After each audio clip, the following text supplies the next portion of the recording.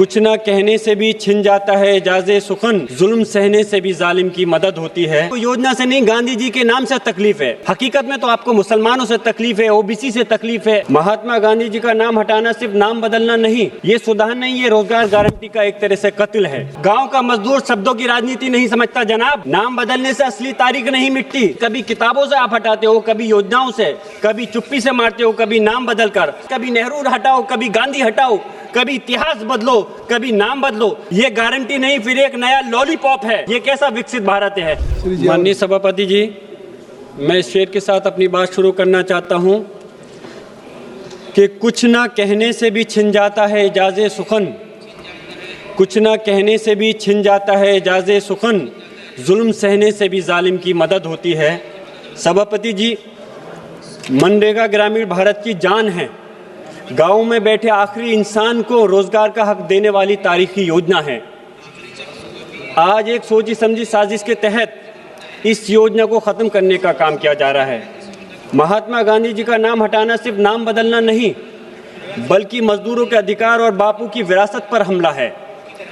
ये हमारी सामाजिक और संवैधानिक जिम्मेदारी को चुनौती देता है।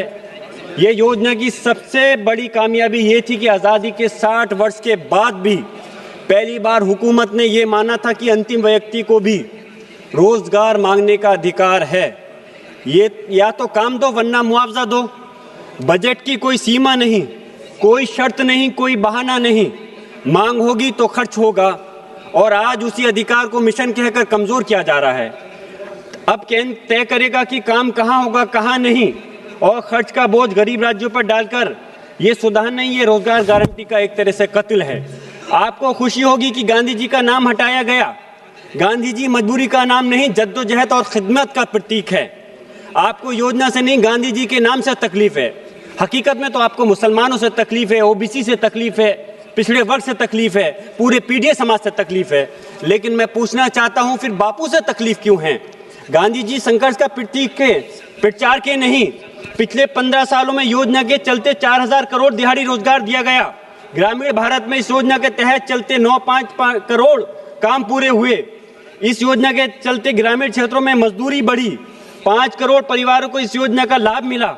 कोविड जैसे राष्ट्रीय संकट, अकाल जैसी स्थानीय आपदा के दौरान मनरेगा ने लाखों परिवारों को भूख से बचाया, करोड़ों लोगों को पलायन से रोका। मजदूर काम मांगते थे तो इस कानून के तहत सरकार 100 दिन का काम देती थी, लेकिन आज 125 दिन का काम देने की बात होती है, और पैसे 252 रुपये पर व्यक्ति। लेकिन कभी सोचा है, अगर हम एवरेज देखें तो 86 रुपये मात्र आता है एक साल का, एक व्यक्ति के एक पर दिन के हिसाब से। मैं चाहता हूं कम से कम इसका 600 रुपये होना चाहिए। अब सरकार तय करेगी कि किस राज्य में काम देना है, किस में नहीं, किस विधानसभा में काम देना है, किस में नहीं, किस व्यक्ति को काम देना है, किसको नहीं। इसके बाद कौन वोट करेगा और कौन नहीं, इसके बाद किसे काम मिलेगा और सरकार तय करेगी। नाम बदलने से असली तारीख नहीं मिटती। जिस मिट्टी में मजदूर का पसीना है, आज भी उसकी जगह पे गांधी जी जिंदा हैं।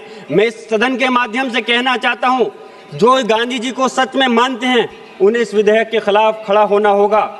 ये लड़ाई सिर्फ योजना की नहीं, देहात के मजदूर की गरिमा और लोकतंत्र की आत्मा की लड़ाई है। मैं खत्म कर रहा हूं माननीय सभापति जी।